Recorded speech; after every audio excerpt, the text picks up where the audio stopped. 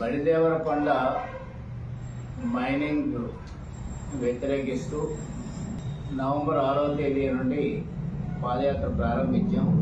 MLC ఎన్నికల కారణంగా అంటే కోడ్ కారణంగా ఈ పాదయాత్రని మేము అంగీకరించామని చెప్పి పోలీసులు బెల్గాం దాటిన తర్వాత నిలిపివేయడం జరిగింది.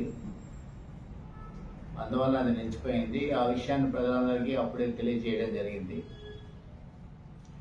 అనంతరం ముమ్మరమైన కోతలు నూర్పిడి వచ్చింది కాబట్టి ప్రజలందరూ అందులో ఉంటున్నారు కాబట్టి కొంచెం ప్రజలకు రిలీఫ్ వచ్చిన తర్వాత మళ్ళా కార్యక్రమం ప్రారంభించాలని చెప్పేసి బడిదేవరకొండ పరిరక్షణ కమిటీ నిర్ణయం చేసిన కారణంగా ఇంతవరకు ఆ కార్యక్రమాన్ని ఆఫ్ చేయడం జరిగింది.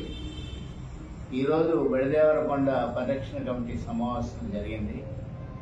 ఈ సమావేశంలో ఏది ఏమైనా ఈ మైనింగ్ని నిలిపేయాలి, ఆ విధంగా ప్రజలను చైతన్యపరిచి ప్రజల్ని కదిలించాలనే నిర్ణయం తీసుకోవడం జరిగింది. దాంట్లో భాగంగా ఈ నెల 28వ తేదీన కోరి గ్రామంలో ఈ బడిదేవరకొండకు సంబంధించినటువంటి ప్రజలతో దాని రిలేటెడ్గా ఉండే ప్రజలతో సమావేశం నిర్వహించాలని నిర్ణయించాం.